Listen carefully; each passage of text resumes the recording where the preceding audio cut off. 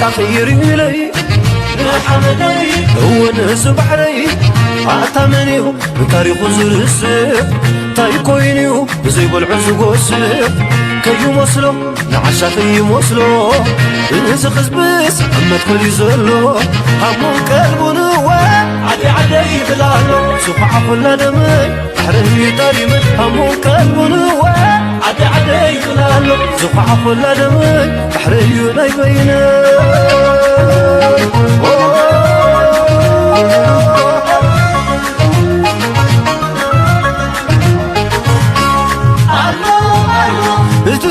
ما يسوع حسن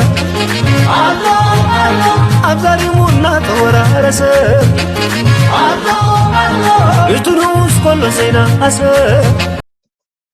نحنا تجارو إنا نزخونا سكن حقوق سلنا من الاثنين فيستيفال قرم أبزي إحنا حجي فيستيفال سقاب زقبرو زي كنا خنص بيوم زلنا كمان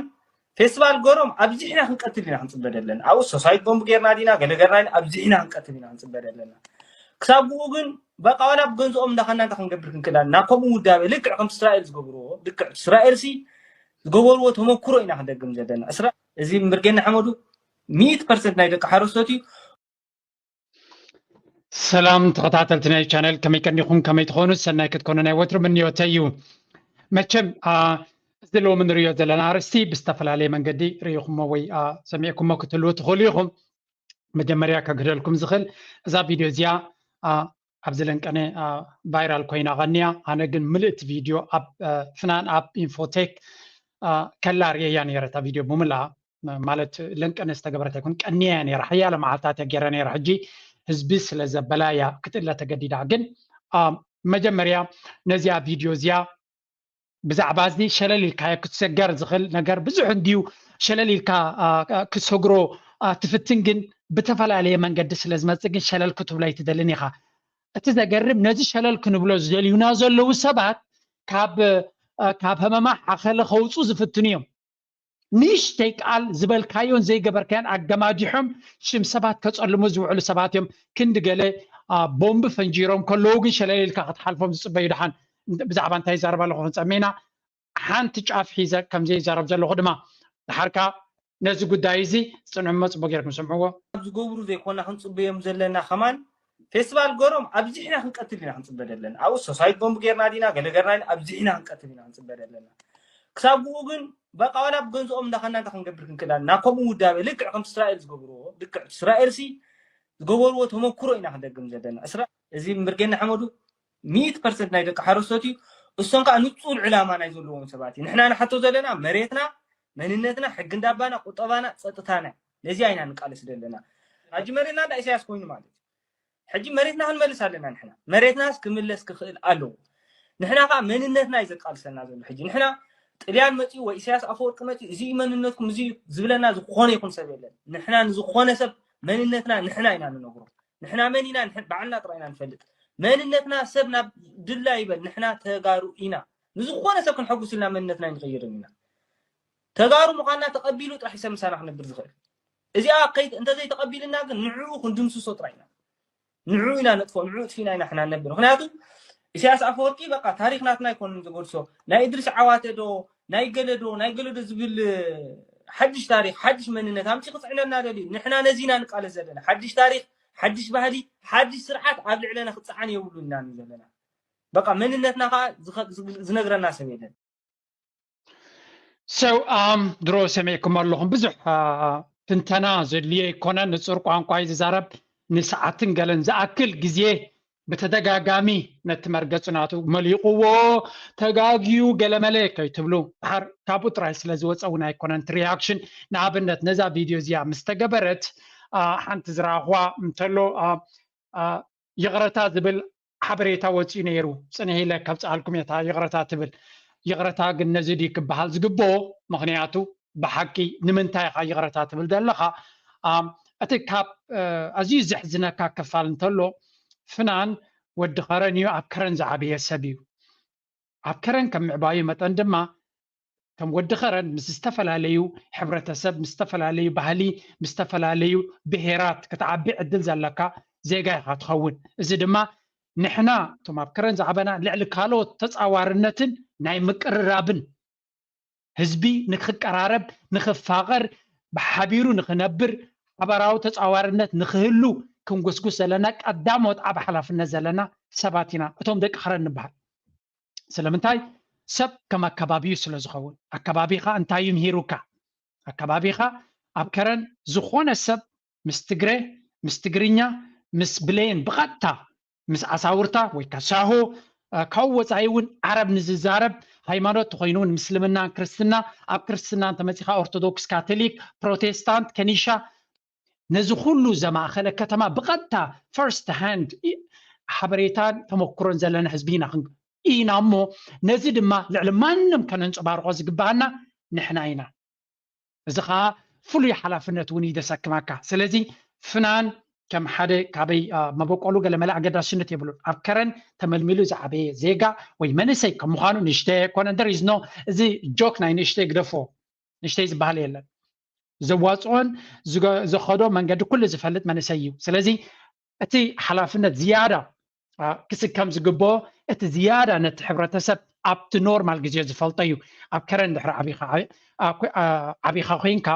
ትፈልጦ ኢኻ እቲ ህዝቢ ከመይ ተኸባቢሩ ይነብር ፀገም የብሉን ፍልልያት የብሉን ንብለካ ኣለና ኩሉ ሕብረተሰብ ፍልልይ ክህልዎ ይኽእል እዩ እቲ ፀገም ግን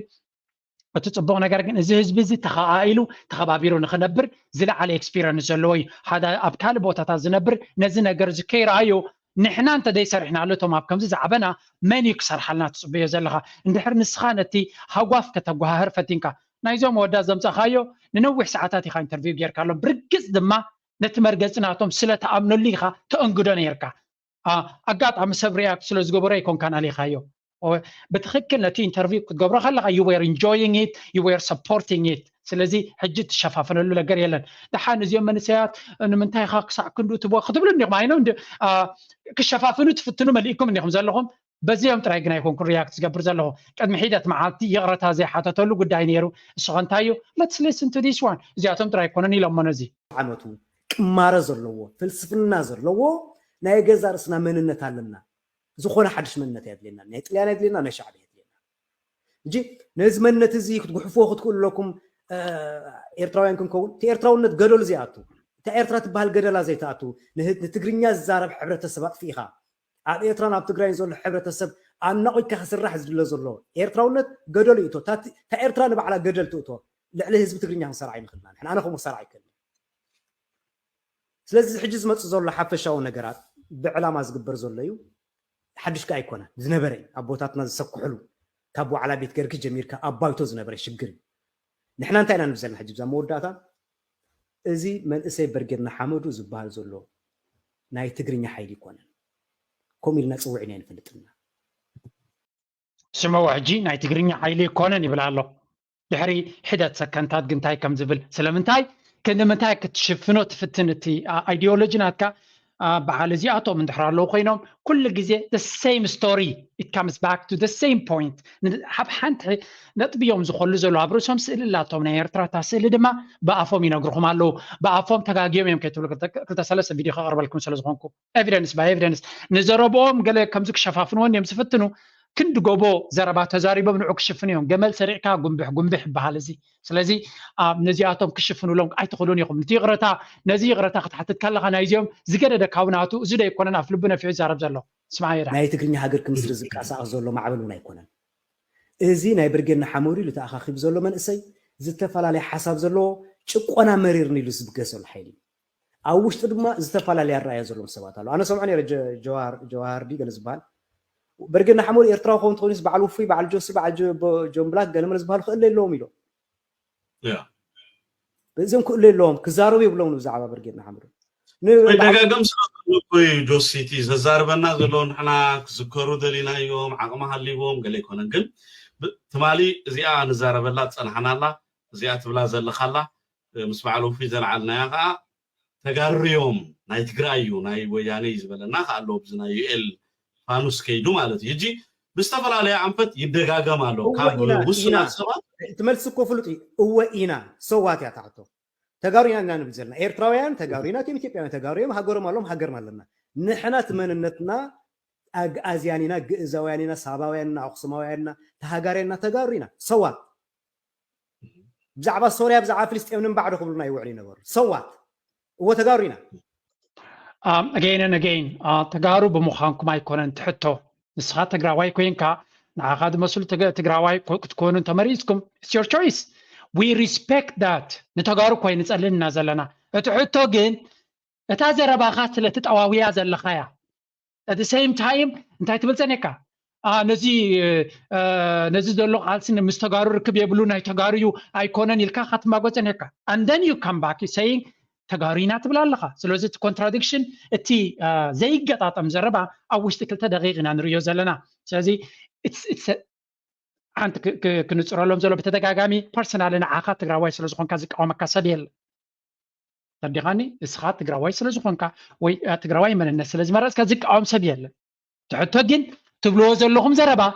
نحنا إيرتراوينا نقال زلنا تبلالخا نحنا تقارينا خات بلالخا كل حزب خات تقاري خات بدلخا أيكوننا نحنا تقاري خان بلكلنا نحنا إيرتراويانينا نسخة بمرجعها تقراواي كوين كالخا نحنا جن إيرتراوينا ساعة argument كلته نصور زخونة دوب زلو زرباي دحان اتهم تقارينا زبلو زلو زبلو زلو بافي بلو نزي يقرأتي حتى تلون نتيهم كالوت جن يقرأتي حتى تلون so why inconsistency اتياتهم بزح فلورت سلو زي بلوم يقرأتي لك شفنا مخليجاتهم قن عبيت سلو زخونو عبيت الواجلوم سلو زخونو مرحت سلو زخونو نزياتهم كنك فايكلني وي نزياتهم يقرأ حتى لو مايكلني دياتانات بي نايفنان يقرأتا شو دحان نودا يمو إذا زربا ديا صوب زبلو عزلو وقن تمالون بخالو كوينا مسيحتنا نيران تقارو طرح يحمي جران نخل تشعة بهيرات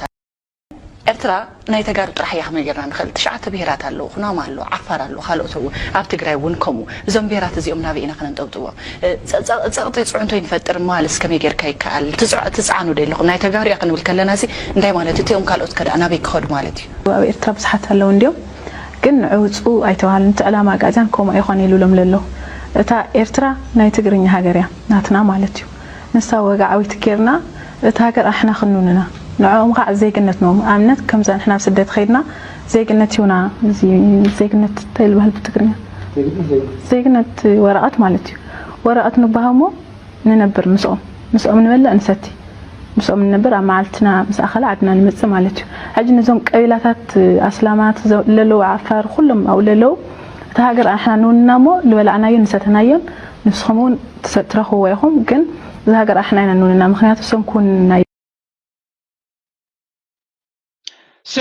سمعكم مالهم كنا مالت عينو سمعتاتكم استنكف مخانو كن فلط لنا انتهي تحسابات كابينا بيو كابي وجناتي دمت زلو فللي تحسابات كم زي اللي قلت ريولهم the same ideology كابتا فلالي سباتي دمت زلو كن احنا إيرتراويان زين بحالو اللي جزي خمسيو انتاو زخوني معارك ناي تاريخ معارك سيامي زلوه كبر زلوه سم ألنا بتسمات جن تحادة كيحاز كاتحادث لزي تحاز نقدم نتو لعات متحز بدحرقو زعد صرت لها دحريقات تعاسل حجة العات زلوه تايو تهاجر تقاليسنا نصعو سينايو زي حسبنايو زي حسب كاي تركب بال زي حسبنا رغبنا عندنا أكل إسراح تيونا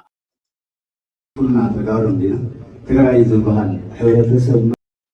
أرسلنا بيشوف كلنا تجارب دينا تجاري زبال حوالي تسب مر تجاري زبال مريض يلا إجي أنا ولاد صمتم سوق الله حوالت وي وفر السلام يرتويان تجارب قريب تجاري مكان إحنا تجارو على إرتراز اللون تجارو على إرتراز اللون جمالي ما نقدر وياتو تجاري مالك نايتي بيهر مسوي إحنا أكل نايتي تجاري زبها بيهرنا مالك كل جزء حق تجاري أقول تجاري حزب تجاري ما كمان من العلي من حزب تجاري من قصة تجاري والنهزب تجاري درو كاب كل معازن مخانو تزربا تمساس حالي ملكع زي كير مخانو درو ريخم مالهم حجي حانت كونفرسيشن بنتصور من البات زي سلمتاي قرارس كاتمصول لغنا ويح كونفرسيشن استزاراربو زي تمصالنا غازبل زربا خمت تخلي تخكل ناباهن كيدنا حج نزتل مسوانا وكيلو نحوز الساقه البكر اباي كوينو ايكون مثلنا ملك اريتراوي بجاز حال بيوصل حوب حوي زي ممريو بالحزن سلائي خلالي حاوي سقم كقطالي ويلي بي عريقة زهرين يتأمن حبري تغيرين والدبات استوحل كي تدهلان تقرارب بايتو سمري تخيل ودي دمو على قاب قدمو تخسي بالالو دقيم سأمنو من اللو بمحوثي بلا مرسديخا انتاي كتدقني لحق لك حديخا بزعلت تخيل ما يفلت زعلت اذا حتى كنت تناخف واصلت صراحكم سيب ابرسيون ምናልባሽ ሪኻ ትኾን ቪድዮ ንብርጌድን ሓመዱ ሲ ኣብ ጀርመን ትማሊ አይ ቲንክ ትማሊ ትማሊ እዚኦም ብሩኻት ኣሕዋትና ክፃረፉም ሲዮም ማለት እዩ ታሽሙ ገይሮም ከም ምትእኻብ ነይርዎም ናይ ገለዩ አይደኖ ናይ እስላም ዲዩ ዋላ ናይ ትግሬ እዩ ኣይፈልጥን ኣብኡ ምትእኻብ ነይርዎም በዓል ወዲ ሓጃጅ ገለ ዝርከብዎም ሕጂ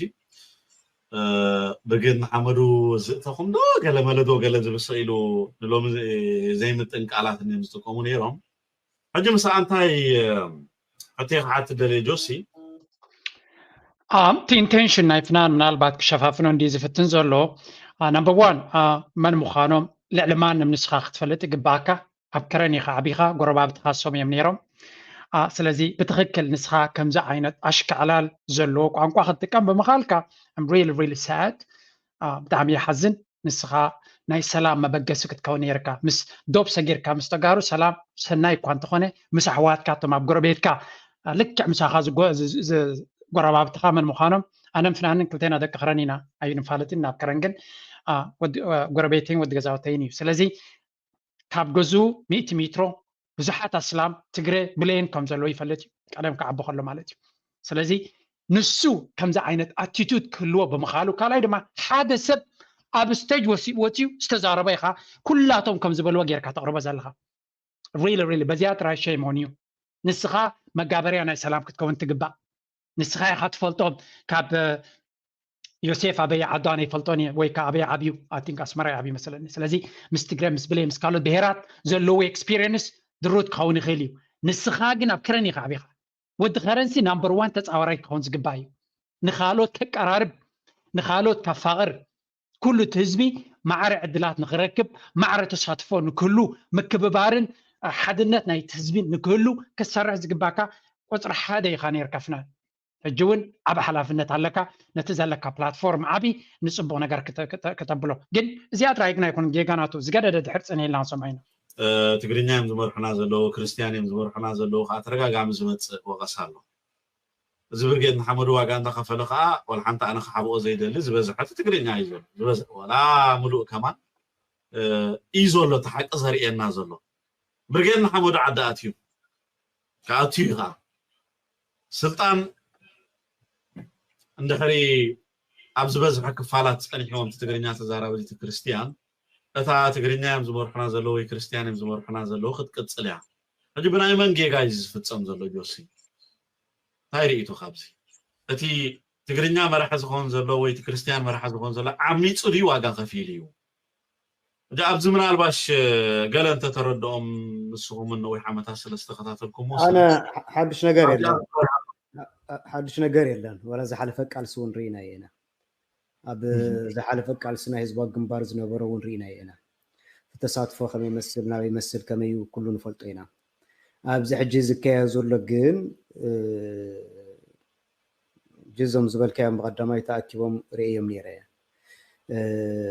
برجنا حمودو نتناي عواته هقدف زدالو زلو زبطنو زلو مخنيات عواته مسلم سلازخونه تم برجنا حمودو خمس قبر زلو ስለዚህ ዞም ሰዋት ዚያቶም አንጻር ምስልምና ኢልካውን ተዘሪብዩ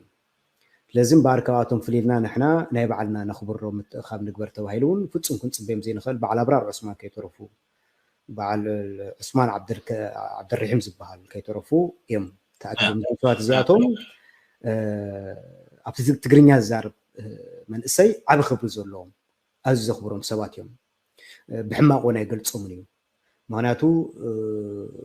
كم تغرينيا يزفلطون كناته يحواتي يزغلهم من اسي بسرحهم كا በቲ ዘካይድዎ ሙዚቃዊ ስራሕ በቲ ዘለዎም ኣብ ስነ ጥበብ ሞያ ስለዝግብኦም የኽብሮም እቲ መንእሰይ እዩ ኣብ ከምዛ ዓይነት ነገራት ክርከቡ እንከለዉ እንተደኣ ንረብሓ ናይቲ ይውክለኒ ትብሎ ቀቢላኻ ይውክለኒ ትብሎ ሃይማኖትካ ተኾይኑ ፀገም ይብሉ ኣብኡ ተኣኻኺብካ ንዓኻ ዝመስል ነገራት ውሳነታት ትወስድ ትኽእል ኢኻ ንኻልኦት ብዘይጉድእ ንኻልኦት ብዘይላዓል መንገዲ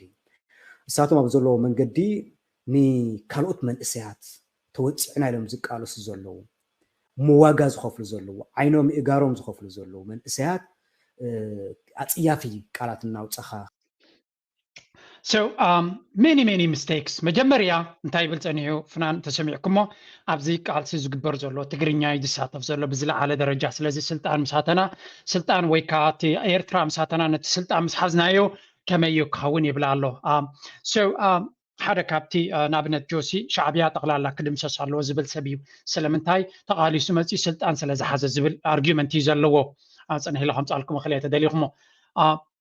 if you are going to do the same እንታይ ካብኦም ዝፈልለካ ሳቶም ስኳ እንተሓመቑሲ ንኩሉ ህዝቢ ንውክል ኢና እዮም ዝብሉ ነይሮም ስኻ ግን ንኩሉ ከምዘይ ትውክል በቃልካ ነጊርካና ኣለኻ ካልኣይ ድማ ኣነ ስለ ዝዘኸምኩሉ ኣነ ስለ ዝተቃለስኩ ኣነ የቲ ስልጣን ክሕዞ ትብል ኣለኻ ፅቡቅ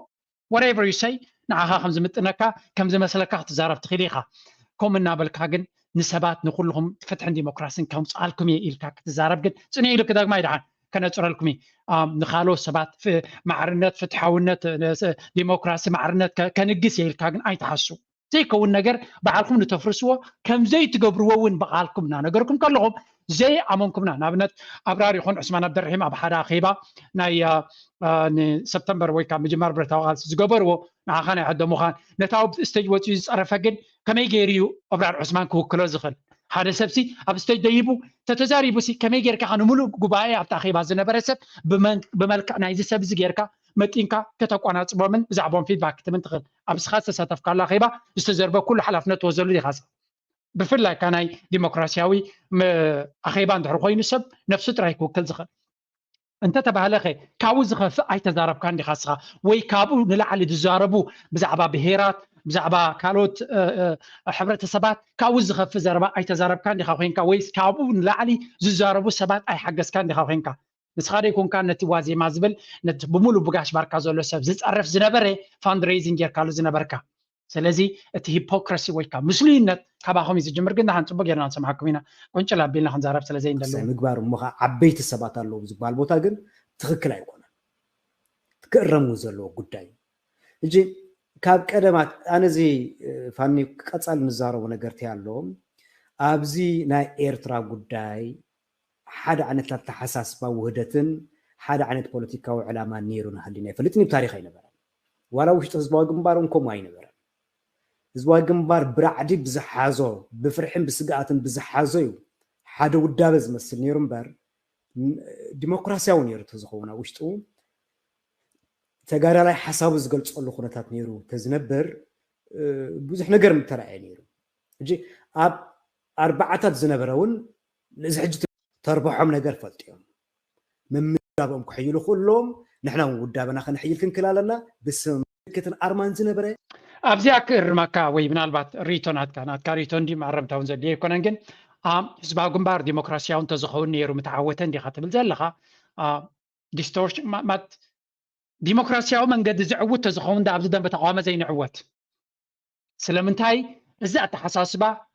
ፋሉላዊ ዝኾነ ኣተሓሳስባ ኤክስትሪም ዝኾነ ኣተሓሳስባ እዚ ሕጂ ንሰምዖ ፀናሕና ንእስላም ክንሓርዶም ኢና ዶ ንካልኦት ብሄራት ክንሓርዶም ኢና ዶ ትግራዋይ ዘይበለ ክንዓልዮ ኢና ዶ ክንፍንጅሮ ኢና ዶ ዝብል ፀናሕደ ኣይኮነን ዲሞክራሲያዊ ቃልሲ ዝበሃል ዘሎ ስለዚ ኣብ ሓደ ዕላማ ንክትሰርሕ ካልኣይ ከዓ ኩሉ ሰብ ሓደ ተመሳሳሊ ክብርታት ዘለዎ ኤርትራውነት ዘማእከለ ንክትገብር ኣብ ሰውራ ኣይነበረን ሰሪሕካ ኢኻ ተብፅሖ ማይ ፍሬንድ ንሓድነት ሰቢኽካን ጎስጒስካን ኢኻ ተብፅሖ እምበር ብተፈጥሮ ከምኡ ይኮነን ስለምንታይ ሓደ ሰብ ኣብ ቃሮራ ወይ ከዓ ኣብ ዛራ ዝዓበየ ሰብ ብዛዕባ ኣብ ዓረዛ ዝዓበየ ሰብ ክፈልጥ ኣይክእልኒ ወይ ሓደ ዓይነት ኣረኣያ ክህልዎም ኣይክእልኒ ሓደ ዓይነት ወይ ተመሳሳልነት ንክህልዎም ክትምህሮም እዩ ዘለካ ክትጉስጉሰሎም እዩ ዘለካ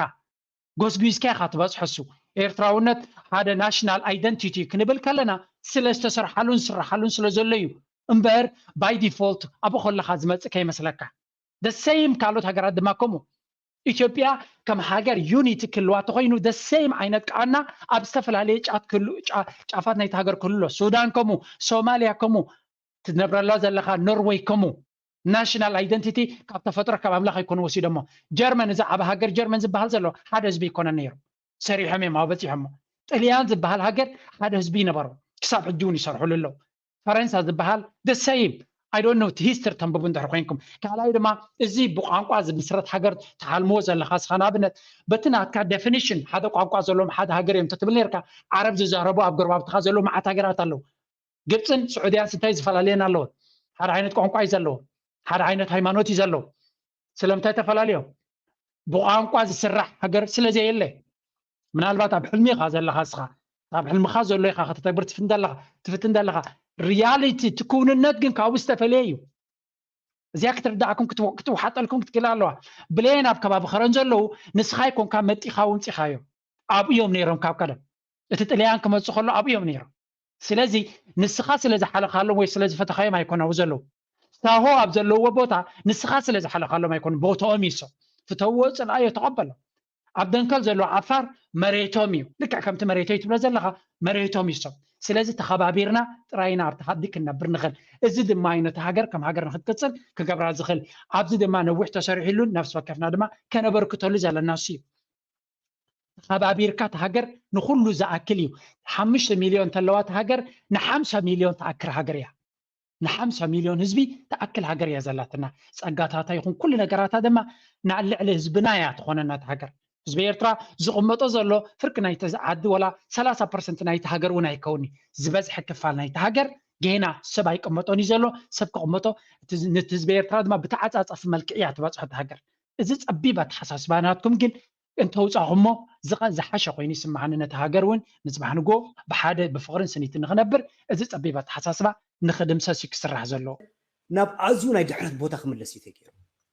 ረብሓታቱን ድሌታቱን ናብዚ የለለ ደረጃ እዩ ስንታይ እያ ክትከውን እሞ ፅባሕ ንጎ እዛ ኤርትራ እንድሕር ብከምዚ ኮይኑ ሲ ኣነ እሲ እቲ ዘይተመለሰለይ ዘሎ ሕቶ ፅባሕ ንጎ ይቃለስ ኣሎ እዚ መንእሰይ እዚ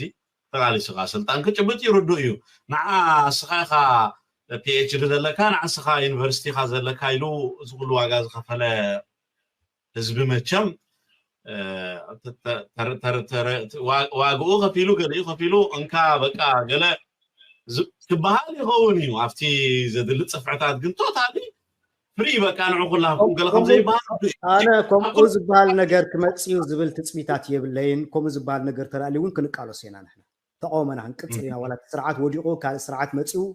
ነቲ ናትና ረብሓታትን ቀዳምነትን ዘይሰርዕ መንግስቲ እንተመፅኡ እውን ክንቃወም ኢና ምክንያቱ ብዙሕ ዘረባ የድልዮን እዩ ኢትስ ክሊር ካብ ዘረቦም ስምዕዎ ኢትስ ኣባውት ፓወር ስልጣን ንምሓዝ ነቲ ዘሎ ስልጣን ንምትካእ ምዃኑ ካብ ዘረቦም ካብ ክልቲኦም ቬሪ ክሊር ምናልባት ዘይተረዳእኩም ተለኹም ሪዋይንድ ጌርኩም ስምዕዋ ምክንያቱ ንቃለስ ኣለና ንደክም ኣለና ስልጣን ንሓና እዩ ከም እንድሕር ኮይኑ ዳማ ንህዝባዊ ግንባር ስልጣን ደትቦቱ ክትሕዞ ስለ ዘለካ እምበር ካብኡ ዝፍለይ ሓሳብ ስለ ዘለካ ኣይኮንካን ካብኡ ዝፍለይ ኢንፋክት ኣዘ ማተር ኦፍ ፋክት እቲ ህዝባዊ ግንባር ነቲ ዝበሎ መፅኡ እውን ገለ ክፋሉ ነቢርዎ እዩ እንታይ ክገብር ከም ዝኽሪ ኢና ኢና በዓል ንስኻ ግን ኦልሬዲ ጌና ሃይፖቴቲካል ኣብ ጥቃ ስልጣን ከይቀረብኩም ከለኹም ተሓሳብኩም ትገልፁላ ኣለኹም ንቴንክ ዩ ቨሪ ማች እዚ ድማ እቲ ሰብ ክፈልጦ ዘለዎ እዚኣቶም ሸፋፊኖሞ ከምዚ ዓባቢጦሞ ከምዚ ንኩሉ ከም ዝውክሉ ኮይኖም ይመፁ ኣለዉ እቲ ካብ ኣፎም ስለ ዝወፅእ ሳላ ሚድያ ሳላ ሎማ ዓቕሊ ጌርካ እንተፀቢኻ ኩሉ ሓሳባቶም እዮም ዝገልፁልካ ስለዚ ከም ዝረኣኹሞ ኤግዛክትሊ እንተዘይ ወላ ነዚ ዝብልዎ ዘሎ ናይ ኩሉ ህዝቢ ኢሎም ተገይሮሞ እውን ክንቃለሶ ኢና ንዑ ክናሊና ስለዚ ቨሪ ክሊር ተቃለስ ኣምላኽ ሓግዝካ ናብዚ ኸድካ ኺድ እቲ ስልጣን ግን ብሰንኪ እዚ ድማ ዝብረታዊ ቃልሲ ዶ ዝጎነፃዊ ቃልሲ ፅባሕ ንግሆ ኣነ የተቃሊሰ ስልጣን ሃበኒ ስለ ዝበሃለ እዩ ሰብ ክሳተፎ ኣነ ብውልቀይ ዘይደልዮ ዲሞክራሲያዊ ቃልሲ ኣገይን ከምታ ትብልዋ ፀናሕኩም ክትወሓጠልኩም ዘይካለት ብረት ተቃሊሱ ዝመፀ ነቲ ብቅዓት ዘለዎ ህዝቢ ክሳብ ዘየሳተፈ the same vicious circle ኣብ the same circle ኢና ክንነብር ስለዚ እቲ ቃልሲ ሰላማዊ ክኸውን ዘለዎ እንድሕሪ ተመሊስካ ኩሉ እቲ ዝግበር ኣብ ጣውላ ክትፈትሖ ከም ዘለካ ስለምንታይ ከዚ ኩሉ ሰብ ኣብ ጣውላ ተኣኪብካ ክሰርሕ ተጀሚርካ ህዝቢ ንመን እዩ ዝመርፅ ንብቅዓት ዘለዎም እዩ ዝመርፅ እዚኣ ድማ ንብቅዓት ዘለዎም ክምረፁ ስለ ዘይክእሉ ኩሉ ግዜ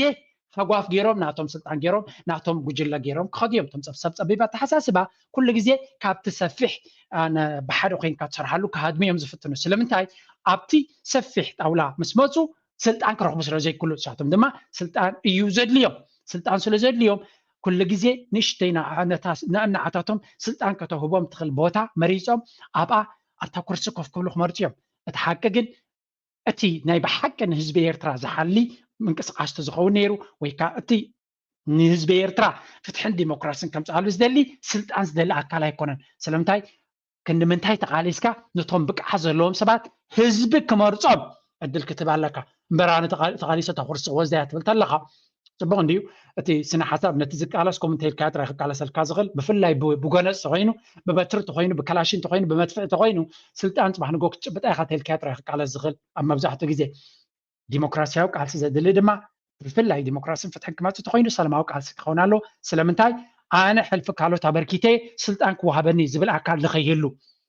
ምክንያቱ ማዕረ ህዝቢ እንተተሳቲፎ ህዝባዊ ቃልሲ ተኮይኑ ህዝቢ ማዕረ ተሳቲፎ እቲ ህዝቢ ኣብቲ ስልጣን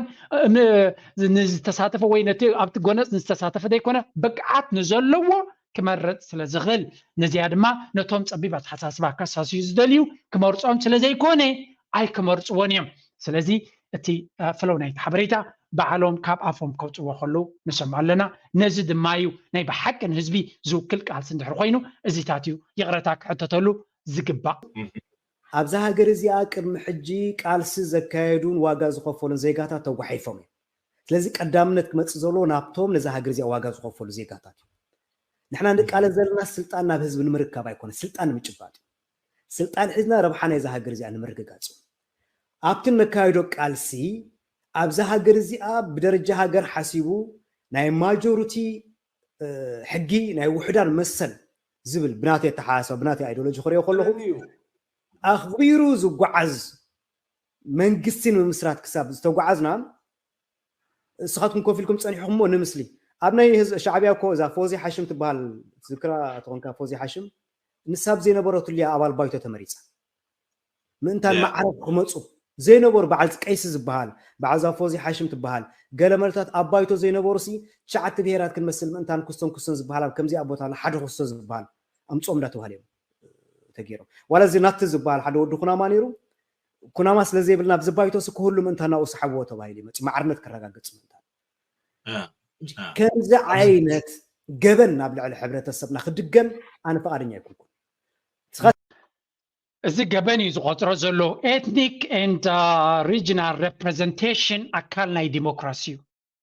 ዲሞክራሲ ብትክክል ከም ዘይተረዳእኩም በዚና ንፈልጥ ዘለና ንሓደ ብሄር ብቁዓት ምሁራት ተዘይብሉ ብገለ ጌርካ ሬፕሬዘንት ክትገብሮ ክትክእል ኣለካ እቲ ሃገር ናቱ ኣብ ፖለቲካ ናቱካ ከተሳትፈት ኮይንካ ብርግፅ ሜሪቶክራሲ ዝበሃል እየ ዝድግፍ ኣነ እውን ብቅዓት ዘለዎ ሰብ በብቅዓቱ ክመፅእ እየ ዝደሊ ኣነ ግን ኤትኒክ ዳይናሚክስ ድማ ኣብ ግምት ክትእቱ ክትክእል ኣለካ ስለምንታይ ከምቲ ትብሎ ፀናሕካ እቲ ማጆሪቲ እንድሕር ዝበዝሕ ህዝቢ ኮይኑ መብዛሕትኡ እቲ ኢንተረስት ናይቶም ካልኦት ዋላ ብቕዋም ከውሑሰየ ገለ እንድሕር ኢልካ ከምቲ ዝግባእ ኣብ ጣውላ ሬፕሬዘንት ተዘይጌርካዮም ግን ቦታ ኣይክህልዎምኒ ስለዚ ኣብ ኩሉ እናተነፀሉ ክኸድዮም እዚ ድማ ነቲ ናይ ሃገር ሃርሞኒ ወይ ከዓ ፍቅርን ሰላምን ኣይሕግዝን እዩ ስለዚ ምናልባት ኣብታ ናትካ ዴፊኒሽን ናይ ዲሞክራሲ ስለዘየላ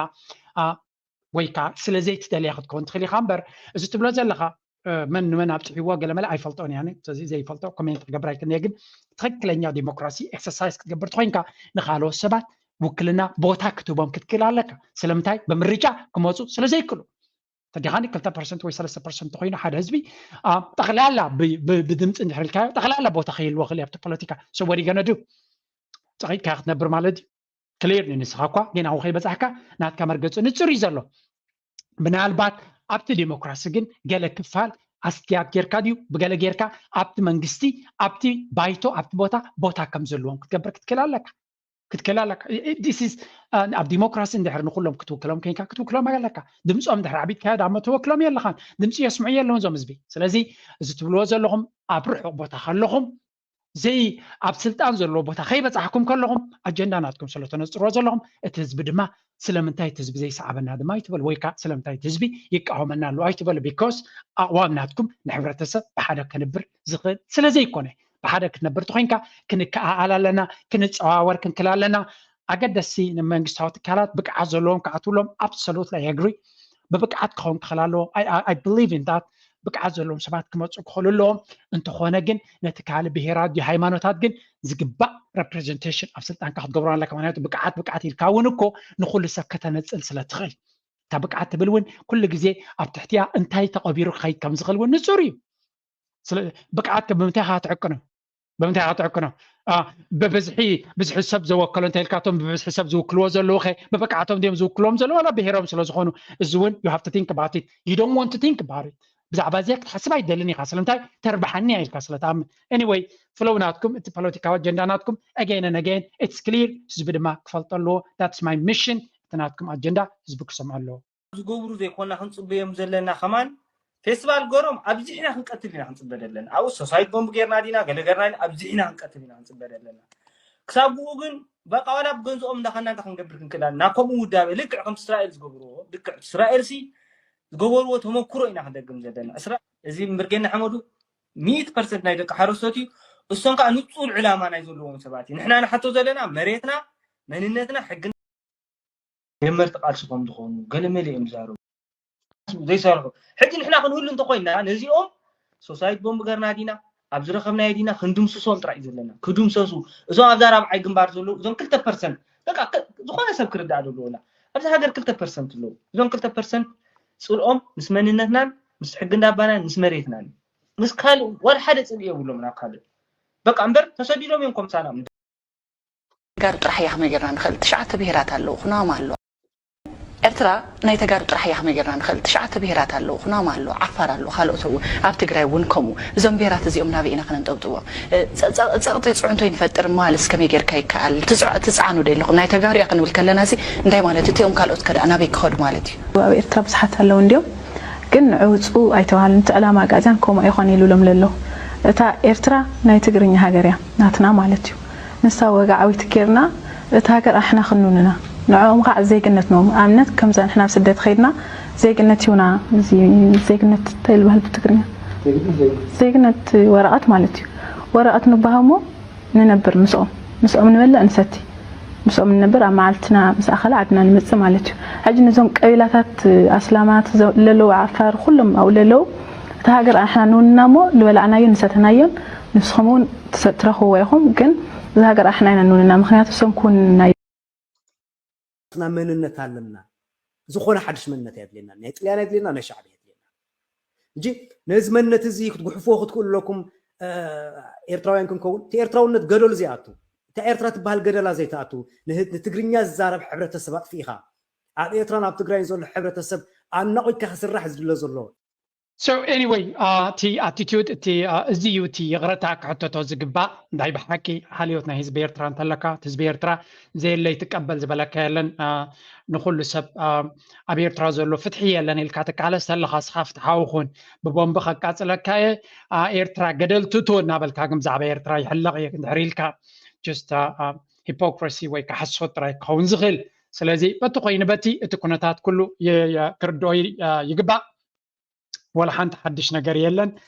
تكونوا تريور لهم بليز سبورت تكبروا نتزلوا حسود دما كم مقلعوا دحرك بلايكم كنا أنا مغنياتو ننوي حوان زعكل تثبيت تغير اللوميو ولا حنت لو تخبروا سلو زي كالوجن تمساسالي زد دقاقم كنا تاسلو زخوني كنا قالوا أكم كلالنا لو تخمت تغينو بسترفي ناتكم ريتو ناتكم حساب جيجان تلو قد لتلو أب تحت قدر في نابلكو نزي channel سبورت تكبر سبسكرايب كبر نابلكو كسانا بتكمي بزيا نتعمت موسيقى دما كنفل علينا